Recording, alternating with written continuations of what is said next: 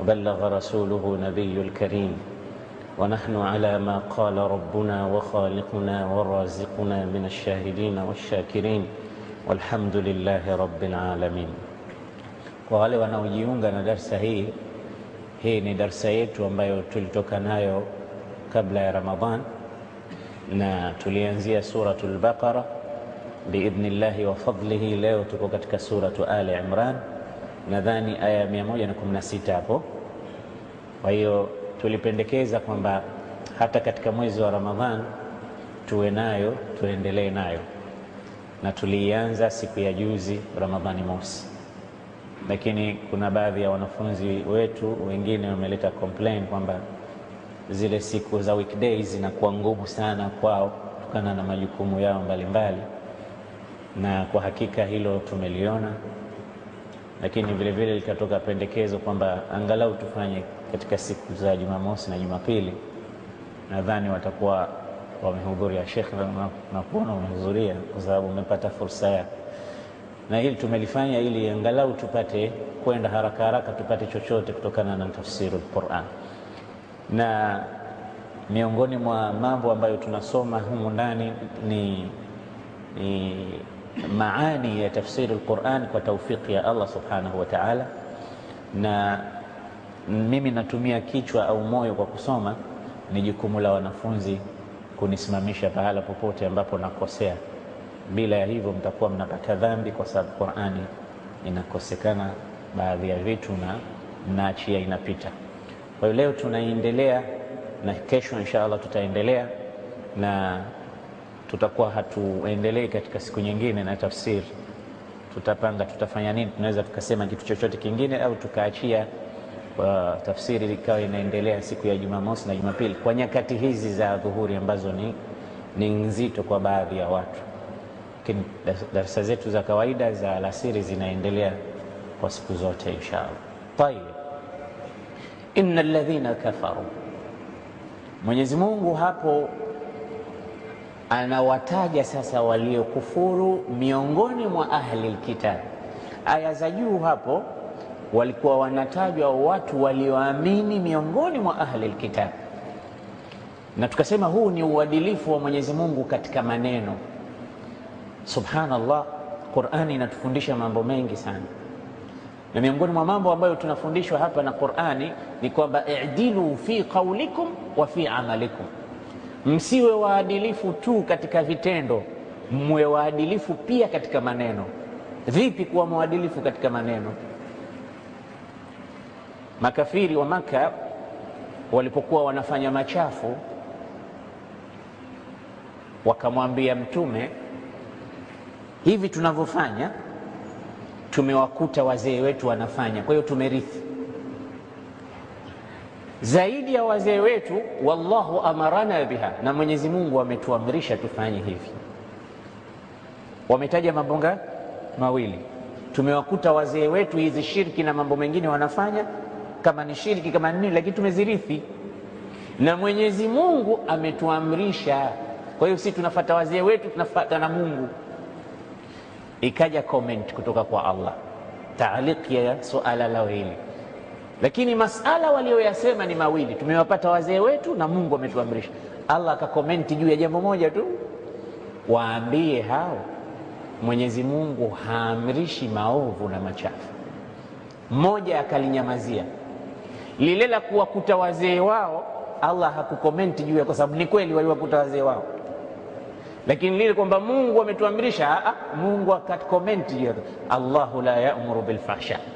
Waambie Allah qattu haamrishi machafu. La kuwakuta wazee wao ni kweli, japo wanafanya maasi, lakini wamewakuta. Hii ni uadilifu katika kuzungumza. Hakusema ni waongo hao, hawakuta wazee wao wala Mungu haamrishi, wazee wao wamewakuta kweli. Sasa mtu kama ana sifa nzuri na nyingine mbaya zimejitokeza, hata katika kumzungumza usiseme bwana hafai chochote, hafai pesa mbili, hana chembe ya uzuri, huo si uadilifu katika kuzungumza. So bwana si mtu mzuri kwa tabia kadha kadha kadha, lakini kwa upande mwingine yule ndo atulotia kadha, alotufanyia kadha, unaona mji wetu huu na vitu kama hivyo, taja na baadhi ya sifa zake nzuri. Ndio maana Mtume akasema la yafruqu mu'minun mu'mina, Muislamu hamwachi moja kwa moja wala hamtukani moja kwa moja Muislamu mwenzake. In kariha minha khuluq radhiya minha al-ukhra, kama kuna baadhi ya tabia anazichukia kutoka kwake, lakini ziko nyingine anazipenda. Kwa hiyo atizame zaidi zile zenye kupendeza. Akitizama zaidi zenye kuchukiza, hatakuwa na rafiki wala hatakuwa na ndugu, kwa sababu kila mmoja ana mapungufu yake. Naam.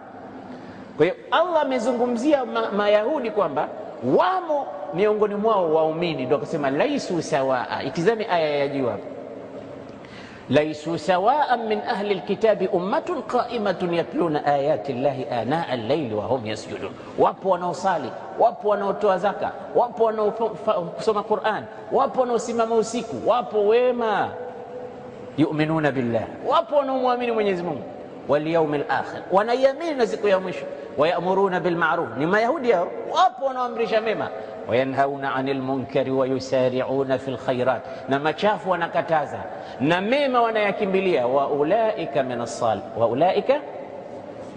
salihin, hao ni katika wema. Wama yafalu min khairin falan yukfaruhu wallahu alimun bilmuttaqin, na kheri zozote wazitendazo hao hawatonyimwa thawabu zake, na Mwenyezi Mungu ni mjuzi kwa wacha Mungu. Ni amali gani mcha Mungu ataifanya ina ucha Mungu? Haina, anaijua ni Allah. Sisi hatuwezi kumhukumu mtu juu ya amali yake. Ndio maana nikasema huwezi kumwambia mtu fulani hana sala. Unajuaje? Kwa sababu gani hana sala? Au mwingine kusema bwana yule anasali bure tu. Anasali bure, wewe ndio mwenye kutoa thawabu au madhambi? Anajijua mwenyewe mbele ya Allah subhanahu wa ta'ala, na Mungu ndio mjuzi. Acha sisi tuhukumu tunachokiona, tusichokiona tusikitilie hukumu ndani yake. Makosa makubwa sana. Naam. Baada ya kuwataja hao, akawataja sasa makafiri wao ahli alkitab na wanafiki wao. Innal ladhina kafaru lan tughniya anhum amwaluhum wala auladuhum min Allahi shay'a wa ulaika ashabun nari hum fiha khalidun, hakika waliokufuru. Na hii aya japokuwa inawataja ahlul kitab makafiri wao, lakini ni maana yake imegeneralize makafiri wote wasiomwamini Mwenyezi Mungu subhanahu wa ta'ala. Wana nini hao? Lan tughniya anhum amwaluhum, haitowanufaisha kichochote mali yao, haitowafaa mali yao, wala auladuhum, wala hawatowafaa watoto wao. Hivi vitu Allah amevitaja kwa sababu mtu akiwa navyo katika dunia ndo madhannatu khair, anaona kwamba mimi Mungu ananipenda sana. Nini? Na mali. Na kitu kingine, alhamdulillah, watoto hao. Asiyekuwa na utajiri wa hela anaringa kwa sababu ana utajiri wa familia na watoto.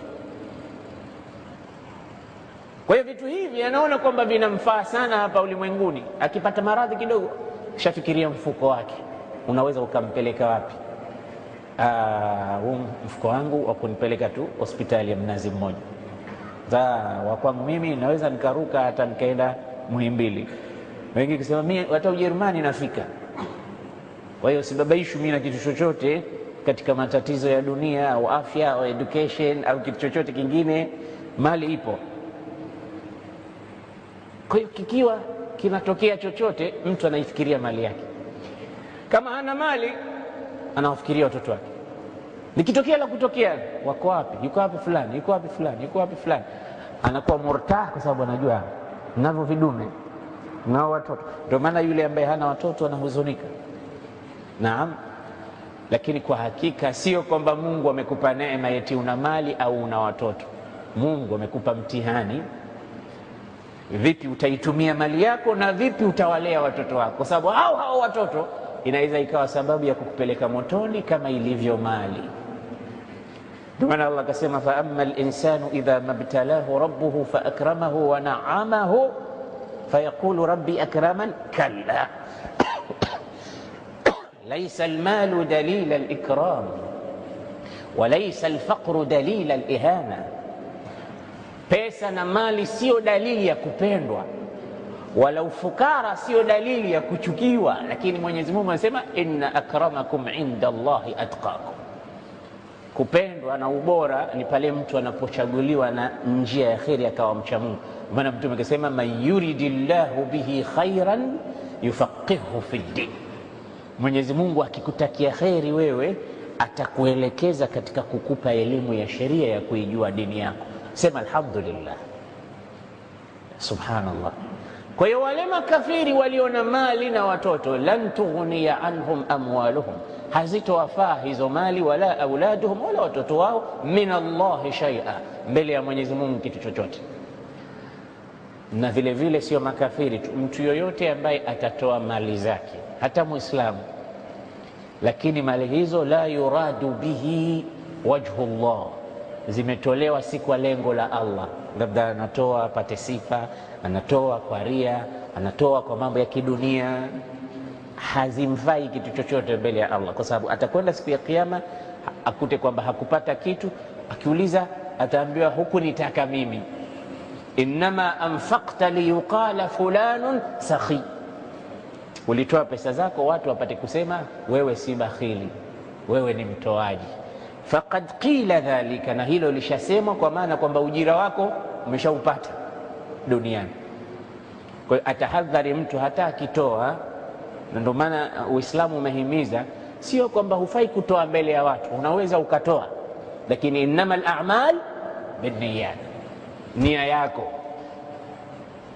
In tubdu sadaqati fa ni'ma hi wa in tukhfuha wa tu'tuha alfuqara fa huwa khairun lakum, mkidhihirisha sadaka mkazitoa wazi wazi, fa ni'ma hi, ni khairi, ni jambo zuri, na mkizificha mkiwapa maskini, basi hilo ndio jambo zuri zaidi.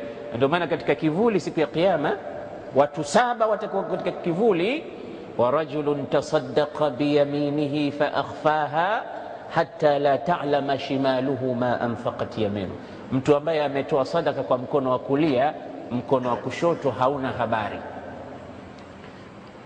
Hii mikono hii ina habari zote, lakini ukatoa huu usijue, ni kinaya, kwa maana unatoa kwa siri, unatoa kwa siri. Lakini ile kwamba bwana waalike watu wote leo washuhudie saa fulani nitatoa msaada fulani, nitafanya mambo fulani, na nataka vyombo vyote viripoti, magazeti tena iwe abrazul anawin, zile headlines za mwanzo, fulani bin fulani leo ametoa kiasi kadhaa. Ikiwa hilo ndo lengo lako, hupati kitu. Lakini hata ukiwaalika vyombo vya dunia nzima, ripotini habari hii iwe katika magazeti, lakini lengo lako unataka kuwafundisha watu wawe wakarimu, unataka kuwabutua matajiri mabakhili, unataka kuifikisha kheri pahala popote, Allah anahukumu nini? Nia. Ustaz Khalid anatusomesha hapa mlango wa nia, anasema yukhsafu bi awwalihim wa akhirihim, jeshi litakuja angamizwa. Bibi Aisha asema wana nini wengine hawamo kabisa, wameliona jeshi, wamezolewa katika soko, wala hawakuwa na nia ya kuivunja Al-Kaaba. Kwa nini na wao wameangamizwa? Kwa nini aadhibiwa mwanzo mpaka wa mwisho? Yub'athu awwaluhum asma wa yukhsafu awwaluhum wa akhiruhum thumma yab'athuhum Allahu ala niyyatihim, kisha Mwenyezi Mungu ataziangalia nia zao. Katika hawa wamo walikuwa wanakwenda kuivunja Al-Kaaba, katika hawa hawamo hawa, Allah anakutoa kama unywele unavyotolewa katika mkate kwa sababu ya nia yako tu. Kwa hiyo nia ni kitu kikubwa sana.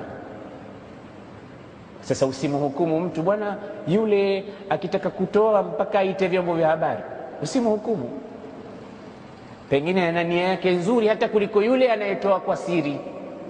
Ndio maana ukasema usihukumu, wewe si kazi yako kuhukumu, mwachie Mwenyezi Mungu kazi yake. Ukimwona mtu anasali shingo ameibinda hivi kama inataka kuvunjika, usiseme anaonyesha watu, mwache. Mungu ndo anajua kama ni ria au si ria.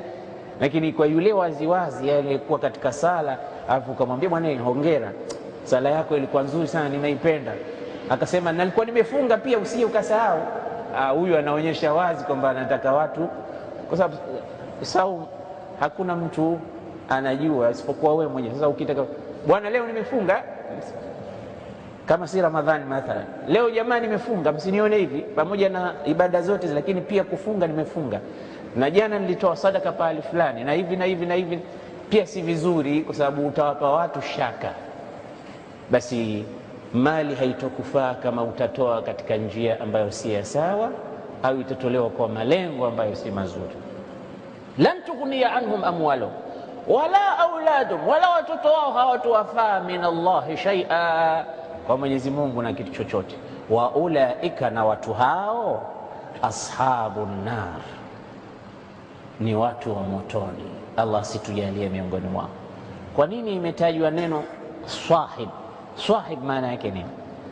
Sahib yani sahib rajulu alladhi yulazimuka fi kulli waqti. Sahib maana yake ni yule mtu ambaye hakubanduki. Fulani sahibi yake ni fulani, kwa sababu ukimwona fulani jua yuko nyuma yake au yuko mbele au uko pamoja, ndio maana ya sahib yake. Sahib maana yake ni mulazama. Sasa makafiri sahibu wao ni nani? Ni moto, kwa sababu hawatobanduka katika moto. Subhanallah, angalia maneno yanayotumiwa. Allah anasema ulaika ashabun nar, hao ni marafiki wa moto. Hao yulazimuna nar, watakuwa wanadumu, wanaendelea, wanalazimika kuwa na moto maisha yao yote huko akhira. Hum fiha khalidun, wataishi milele, qarnan ba'da qarn. Allah tukinge na adhabu ya Mungu. Mathalu alladhina yunfiquna amwalahum wa mathalu alladhina yunfiquna amwalahum, ndio mathalu ma yunfiquna fi hadhihi alhayati ad-dunya, mfano wa kile wanachokitoa kwa ajili ya maisha ya kidunia. Mathalu ma yunfiquna fi hadhihi alhayati ad-dunya, Mungu anataka kupiga mfano. Wallahu yadribu al-amthal, na kwa mifano ndo mtu huwa anafahamu. Qur'ani kuna mifano mingi sana. Mmoja katika mifano ni huu. Allah anawafananisha wale wenye kutoa mali zao kwa ajili ya dunia, bado ni makafiri hao. Katika aya nyingine Allah alisema makafiri yunfiquna amwalahum liyasuddu an sabilillah fasayunfiqunaha thumma takunu alayhim hasra thumma yughlabun. Katika aya nyingine, waache watoe. Wanatoa kwa sababu ya kukinga njia ya Allah watu katika dini yao na kuwaharibia. Waache watoe, fasayunfiqu, watazitoa. Thumma takunu alaihim hasra, yatakuwa majuto kwao siku ya Kiyama. Thumma yughlabun, na watashindwa. Sasa mfano wa hao wanaotoa mali zao katika njia isiyokuwa ya haki katika hii dunia, mathalu ma yunfiquna fi hadhihi alhayati ad-dunya kamathali rihin, mfano wa mali hizo zenye kutolewa kwa ajili ya mambo ya dunia ni kama mfano wa upepo.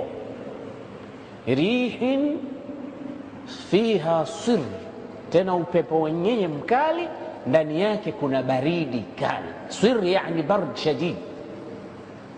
Upepo si upepo tu unavuma, maana unaweza ukawa unavuma upepo lakini una joto, una baridi. Baridi ambayo ndani yake kuna sumu. Zipo chemical ambazo hazina kabisa manufaa. Ni kama mfano wa gesi ya sumu, ikitasarab inaua mimea, inafanya kila kitu. Sasa ndo upepo huu unavuma, unakwenda. Kamathali rihin fiha sirrun, upepo ndani yake kuna baridi. Asabat hartha qaum, upepo huo umekwenda kulipoint na kulipiga shamba na bustani la watu. Hawa watu wenyewe walilima vizuri, mimea imeshtawi, kila kitu kimeshanawiri. Sasa hivi wanasubiri nini? Mavuno. Nasema kesho kutwa tutavuna, upepo ukaja ukadamirisha na kushambulia shamba lao. Unaonaje wewe unapofika mwisho wa mwezi unasubiri mshahara, alafu bosi akakwambia huna chochote kwa sababu tunakudai, kwa hiyo sisi tumeamua mshahara wako wote tujilipe wenyewe. Ulikuwa ushapanga kutumia hela zile njia mbalimbali na hivi, unaweza ukaanguka bwana. Kuna mahela unayatarajia utayapata, ukija ukiambia huyapati, unaweza ukazimia, ukaanguka, ukapelekwa Mnazi Mmoja. Watu wanakuja kukugagua umetiwa drip, wanafikiri una malaria, kumbe ni hela tu ulikuwa uzipati, hukuzipata tena. Naam. Kwa hiyo Allah anasema kamathali rihin, kama mfano wa upepo, fiha sirrun, ndani yake kuna baridi, asabat hartha qaumin, imelipata au imeligonga na kulidammir shamba la watu hao. Dhalamu anfusahum, wamedhulumu nafsi zao kwa kutokuwa sawa mbele ya amri za Mwenyezi Mungu. Fa ahlakatu, upepo huo hatimaye fadammaratu, ukalidamirisha, ukalichoma shamba lile, ukaua mimea yote, ikawa wale watu hawakupata chochote. Fa ahraqathu wama dhalamahum Allah walakin anfusahum yadhlimun. Ndio, na Mwenyezi Mungu hakuwadhulumu chochote watu hao, lakini wenyewe wamedhulumu nafsi yao. Huo ndio mfano wa mtu mwenye kutoa mali yake sio kwa lengo la Allah, kama alivyopata hasara yule ya nguvu na kulima na kusubiri na bidii, pengine kunyeshweleza mimea yake. Sasa anasubiri nini? Natija haipati. Ndio yule aliyetoa mali yake kwa ria, kwa dunia, kwa mambo mengine, akifika kwa Allah, wa khadimna ila ma amilu min amalin faj'alnahu haba'an manthura, amali yake tutaifanya ni kama vumbi imepeperushwa hewani, halina thamani, hakuna thamani. Kwa usije ukatoa pesa nyingi sana katika dunia ukatarajia thawabu kwa Allah. Naam. Ya ayyuhalladhina amanu wama dhalamahumullahu walakin anfusahum yadhlimun, hawakudhulumiwa na Allah, lakini nafsi zao wenyewe wamejidhulumu. يا أيها الذين آمنوا لا تتخذوا بطانة من دونكم لا يألونكم خبالا ودوا ما عنتم قد بدت البغضاء من أفواههم وما تخفي صدورهم أكبر قد بينا لكم الآيات إن kuntum taqilun. Ukisikia ya ayuha alladhina amanu, ujue kuna taklif, yani kuna amri Allah anataka kukalifisha, anataka kukupa. Fungua masikio yako vizuri usikilize Allah anataka kukuambia nini. Ya ayuha alladhina amanu, enyi mlioamini, la tattakhidhu bitanatan min dunikum, msiwafanye marafiki watu ambao sio miongoni mwenu. Bitana ni thawbun dakhil al-insan. Kuna nguo mbili, kuna nguo moja inapaa juu huku, kuna nguo nyingine inaanzia chini huku inashuka. Hii ndio inaitwa bitana, ile nguo ambayo ni ya ndani ya siri kabisa, inaitwa bitana. Sasa kuna baadhi ya watu kwa watu wanakuwa kama nguo ya ndani, kwa maana ni watu wa karibu sana na ni watu ambao wanaweza hata kujua siri zako wewe. Ndio maana kila kiongozi ana watu wanaitwa bitana. Mnasikia mara nyingi hapa katika khutba ya Ijumaa tunaomba dua, tunamwombea rais au tunawaombea viongozi wa Kiislamu, tunasema Allahumma hayyi lahu bitanatan salihah.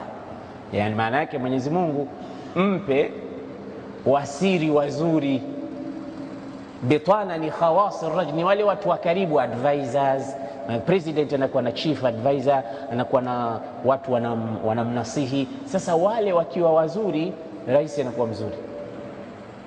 Wale wakiwa wabaya, rais anakuwa mkorofi, kwa sababu wale ndo wanapeleka ripoti zote na wale ndo wanamnasihi. Na hadithi ya Mtume inasema ma min nabiyyin wala khalifatin, hakuna mtume yoyote wala khalifa, kiongozi yoyote, illa walahu bitanatan, isipokuwa huyu kiongozi au khalifa anao bitana wawili, yani anao wasaidizi wawili.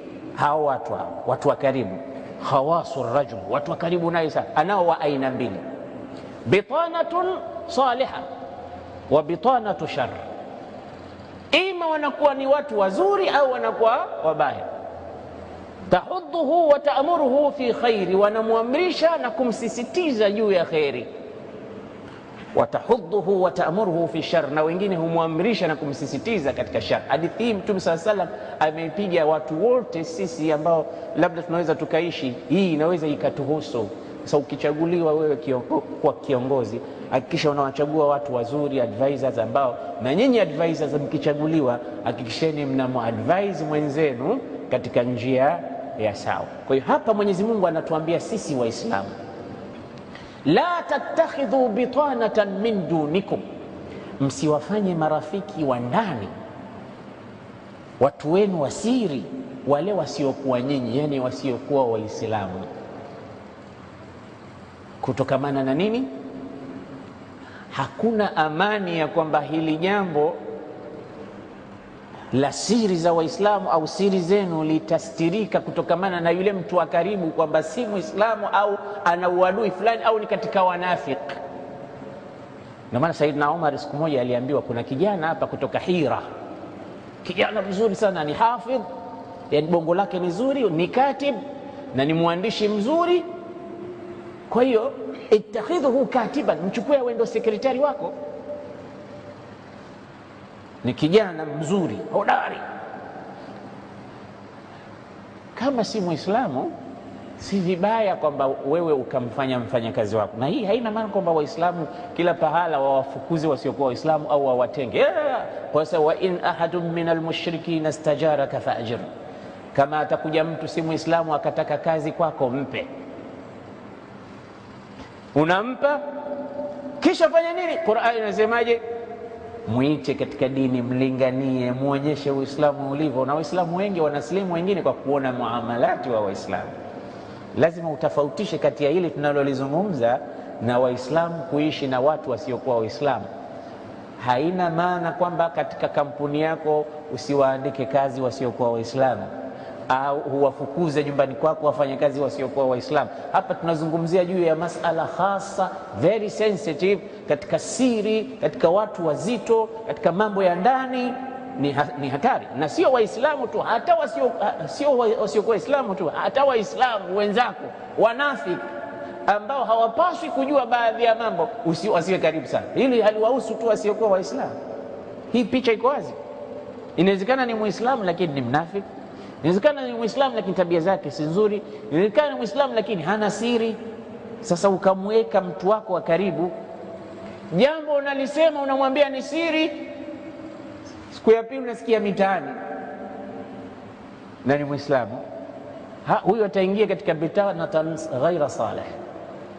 Kwa hiyo uchunge. Saidna Umar akasema, la, nikimchukua huyu awe ndo mtu wa siri wa ndani kabisa, nitakuwa ittakhadhtu bitanata shar, nimechukua bitana ambayo sio nzuri. Na Allah anasema, la tattakhidhu bitanatan min dunikum, msiwafanye marafiki wale wasiokuwa nyinyi, msiwaamini katika siri za ndani kama hizo. Kuna siri nyingine hazifai kujulikana na watu wasiokuwa katika nyinyi. Kwa hiyo hakikisha yule mtu katika wewe unamwamini, maana wewe hata ukiwa katika bedroom yako anapita, anakuja, anaingia. Hao ni katika bitana. Utasikia bwana mzee amelala, lakini yeye anaweza hata akaenda akamwamsha mzee, hili ni muhimu sana, inabidi uamke. Uone kwamba ndo ana siri zote. Anaweza akaenda akampata mzee anakoroma akilala. Sasa asiende kutangaza kwa msimwone vile yule bwana akilala anakoroma kwa. Sasa umeona matatizo haya? Umeona matatizo haya? Sasa lazima wachukue watu wa karibu na wewe, watu wa siri, waungwana. Mambo mangapi ambayo hayafai watu wengine kuyajua yanajulikana huko mitaani. Kwa hiyo hichi ni kitu ambacho Waislamu wamefundishwa katika Qur'an. Naam, la tattakhidhu bitanatan min dunikum, msiwachukue marafiki wa ndani wale wasiokuwa miongoni mwenu. Tumefahamu hapo? La ya'lunakum khabala, kwa sababu hao hawatokasir, hawatoacha kukufanyieni ufisadi. Khabala wanasema huwa alfasadu fil aql, fil qawl, fil amal. Maana ya khabala ni ufisadi katika kauli, katika amal, katika akili. Yani ni zaidi ya ufisadi. Kwa hiyo watu hao tuliokukatazeni kwamba msiwafanye marafiki wa ndani, kwa sababu hawaachi kukufanyieni ufisadi wa ndani kabisa. Hawatokasir, wakipata fursa yoyote tu wanaweza wakaitumia na ikawa sababu ya majanga makubwa, kwa sababu na wewe umemfanya ni mtu wa ndani kabisa, ikawa ni problem kubwa kwa umma mzima. Sawa? Waddu ma anittum, ndio la ya'lunakum khabala waddu, hao wanachokitamani siku zote ma anittum, nyinyi mupate shida. Angalia namna watu wabaya walivyo.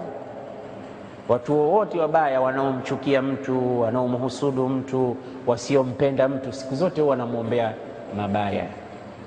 Huyu mpaka leo yupo tu, hajafa tu, atakufa lini? Yani kila wakati anamtamania mambo maovu maovu, mabaya mabaya, majanga majanga, mitihani mitihani. Ndo hao waddu ma anittum, wanatamani mupate shida, mupate misukosuko, mpate balaa, mpate tabu. Akikaa mtu anakutamania hilo tu, ishara mbaya sana ya watu wabaya. Hao wapo wengi. Ukiona mtu katika maisha yako anakutamania maovu, huyo ni miongoni mwa waliotajwa humo. Waddu ma anittum, wanatamani mupate shida. Qad badatil baghdha'u min afwahihim, hakika yamedhihiri baghdha, chuki na hasad na maovu kutoka katika midomo yao. Imeshadhihiri mabaya, maovu, chuki, hasad, mafundo, min afwahihim, kutoka katika midomo yao. Na hilo mnaloliona wanalisema, atakufa lini huyu? Aharibikiwi basi tukafurahi, aharibikiwi basi tukacheka. Wanasema katika midomo yao, wama tukhfi suduruhum akbar, lakini yaliyofichikana katika nyoyo zao ni makubwa zaidi kuliko hayo wanayoyasema. La ilaha illa Allah. Kama mtu katamani ufe na kalisema katika mdomo wake, je, lilokuwa ndani ya moyo wake ni lipi? Kuna zaidi ya kukua. Na hawa watu wangekuwa na akili, maana Mwenyezi Mungu anafichua siri zao. Wangekuwa na akili, wangeenda kwa mtume kusema ashhadu an la ilaha illa Allah wa anna Muhammadar Rasulullah, kwa sababu Allah ametufichulia mambo sisi tunayo katika nyoyo zetu. Siri zote amekuja amekupa, inaonekana kweli wewe ni mtume na Mwenyezi Mungu ni mmoja. Wangesilimu. Lakini pamoja na hayo, makafiri ndo makafiri tu, maana walikuwa na fursa ya kuprove wrong, lakini hawakufanya hivyo. Abu Lahab, simeshuka aya hivi, tabbat yada abi lahab wa tab. Tena mwanzo mtume anafanya da'wa ya ma'shara Quraish, wallahi la tamutunna kama tanamun wa la tub'athunna kama tastayqidhun wa la tujzawunna bima ta'malun innahu la khairun khairan aw la shar. Anawaambia mtakufa kama mnavyolala. Babake kanyanyua mikono, amia Muhammad, alihadha jama'atana tabban lak, umeangamia wewe Muhammad, umetukusanya hapa kutuambia tutakufa kama tunavyolala? Mwenyezi Mungu ateremsha aya, sio ameangamia Muhammad, tabbat yada abi lahab wa tab ma aghna anhu maluhu wa ma kasab sayasla naran dhata lahab wa imra'atuhu hammalat alhatab fi jidha hablum min masad. Haya imembashiria mpaka kwamba ataingia motoni yeye na mke wake, akitomfaa kilichomchuma kilichokichua wala mali yake. Sasa hajafa Abu Lahab, anaambiwa ataingia motoni. Sasa kwa nini asitake kuprove wrong kwa Allah, aende kumwambia bwana, mwanangu, leo mimi nimekuja rasmi kusilimu, ashhadu an la ilaha illa Allah, nataka kuivunja ile Qur'ani ile ya Mungu wako anasema tabbat yada abi lahab ma aghna anhu sayasla naran. Sababu nikisha kuamini wewe nitafanya, sitakwenda peponi. Kwa hiyo ile aya itakuwa ifanyi kazi tena ile sayasla naran dhata lahab. Vipi kila siku iwe inasomwa sayasla naran dhata lahab na yeye amesilimu kule? Kunawezekana? Lakini hata pamoja na hayo hakwenda akasilimu. Qur'ani ni habari nyingine, kwa sababu Mwenyezi Mungu wewe ulivyo anakuona katika ilmu yake kadim, kuanzia uko maji kabisa, na kabla ya hapo na kabla ya hapo na kabla ya hapo. Allah anajua wewe utakuwa nani, utaishi vipi, utakuwa kafir abadan au utakuwa muslim abadan. Allah anajua. Mwalimu tu darasani anaweza, bwana yule atafeli. Mimi hapa wanafunzi niliwazoea, kama naweza nikasema fulani anaweza akapata 50%, anaweza akapata 60, mwingine anaweza akapata, kwa sababu nakujueni. Sasa kama mimi mwalimu wenu na kujueni nyinyi, naweza kusema wewe utapata 100% ukapata kweli, wewe utapata 0% na lina masikio mawili ukapata kweli. Sasa kama mimi mwalimu najua, asiweze kujua Mwenyezi Mungu aliyetuumba? Asiweze kujua? Hii ni ajabu. Mwalimu anamwambia mzazi, bwana mtoto wako huyu mwaka huu atafeli huyu, kwa sababu kishamuona hasomi, hadurusu, mvivu, anamjua. Sasa Allah anamjua huyu kwamba huyu atakwenda motoni, kwa sababu hata aya hizi zinateremshwa, lakini hatosilimu na hatofanya kweli. Tunafahamiana? Qad badatil baghdha'u min afwahihim, umedhihirika ubaya katika vinywa vyao, umejitokeza. Badat yani dhaharat. Albaghdha'u ash-shahna walhiqd walhasad min afwahihim, katika midomo yao. Wama tukhfi suduruhum akbar, na yaliyofichikana katika nyoyo zao ni makubwa kuliko walioyasema. Wallahu alimun, na Mwenyezi Mungu ni mjuzi bidhati sudur, kwa yale yaliyokuwa katika nyoyo. Qad bayyana lakumul ayat. Naam, shukran. Qad bayyana lakumul ayat, hakika tumekubainishieni aya zetu nyinyi, tumekufahamishieni. In kuntum taqilun, ikiwa mna akili basi tieni akili vizuri. Ndio ha antum, eni nyinyi, yani anakuita wewe, kama nakushtua hivi. Ha antum, ile tanbih, amka, ile awareness iwepo. Antum tuhibbuna, nyinyi mnawapenda hawa. Wala yuhibbunakum, lakini wao hawakupendeni. Sawa? Ha antum tuhibbunahum wala yuhibbunakum, nyinyi maskini mnawapenda kwa sababu mnasema huyu mtu wetu wa karibu, tunamwona mtu mzuri, njoo. Wewe unamtakia mazuri, unamuita katika, unamlingania, unampa zawadi, unamfanyia vitu ili unamuita katika, si ndio unampenda? Kuna mapenzi makubwa kuliko hayo ya kumuita mtu katika khairi. Unamweka mtu wako wa karibu ili apate kuona nuru, wewe unampenda. Wala yuhibbunakum, lakini wao hawakupendeni, na wanachukua advantage hiyo kwamba wajinga ndo wao, waachie tu, wanafanya hiyo. Wao walikuwa wanafanya hivyo Mayahudi na munafiki, huku Waislamu wanawabembeleza, wanawaona watu wazuri, na wao wakiwaona Waislamu wanadhihirisha nyuso zile nzuri. Bwana, sisi tuko pamoja na nyinyi, sisi ni Waislamu, hamna matatizo yoyote, sisi ni wenzenu.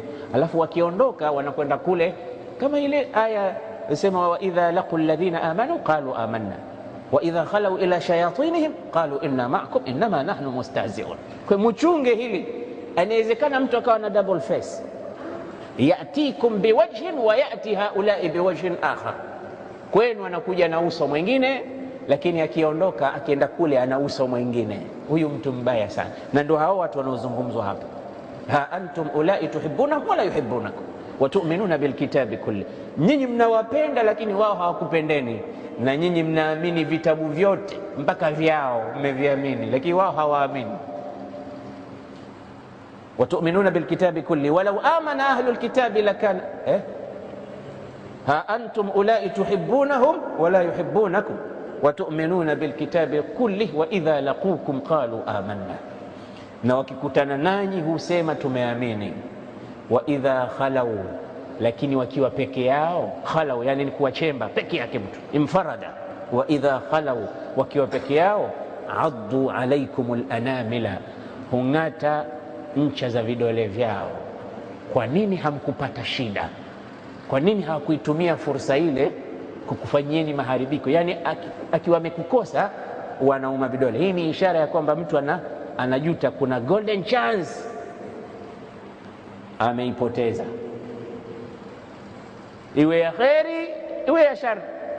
Kama ni mtu wa kheri atauma vidole kwa nini leo bwana sikuwahi kusali salatul fajr, anauma vidole. Lakini kama ni mtu wa shari, vijana wale wanaweka suruali huko chini ya makalio, bwana mtoto mzuri leo nimemkosa, la'natullah itakuwa juu yako. Unajuta kwa sababu umekosa kufanya machafu. Mtahadhar na Allah subhanahu wa ta'ala. Maasi yanaondoa neema za Allah jalla jalal.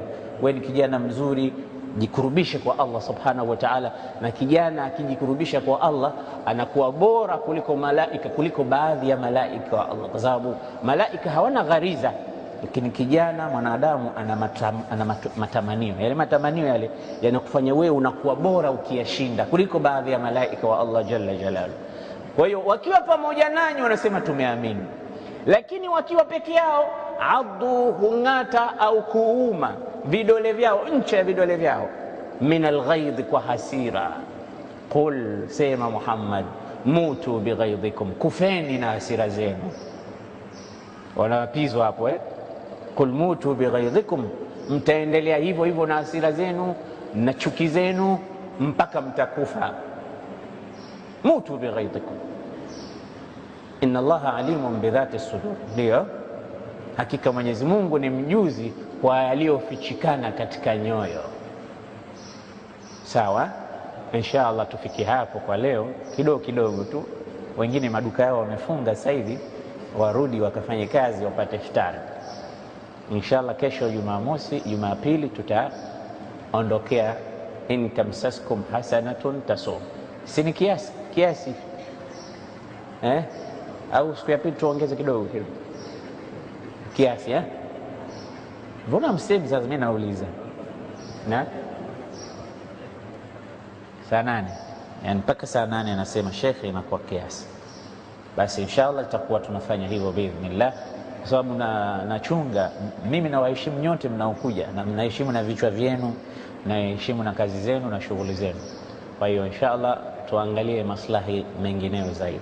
inshallah tutakutana baada salati al-asri kwa ajili ya darasa zetu za Ramadhan. Rabbana arina al-haqqa haqqan warzuqna ittiba'a wa arina al-batila batilan warzuqna ijtinaba. يا حي يا قيوم يا ذا الجلال والإكرام يا مغيث أغثنا يا مغيث أغثنا يا مغيث أغثنا. اللهم اهدنا واهد بنا واجعلنا سببا لمن يهتدي. اللهم اهدنا بهداك واجعلنا ممن يسارع في رضاك ولا تولنا وليا سواك ولا تجعلنا ممن خالف أمرك وعصاك. وحسبنا الله ونعم الوكيل ولا حول ولا قوة إلا بالله العلي العظيم. وصلى الله وسلم وبارك على نبينا محمد وعلى آله وصحبه وسلم. الحمد لله رب العالمين والسلام عليكم ورحمة الله وبركاته.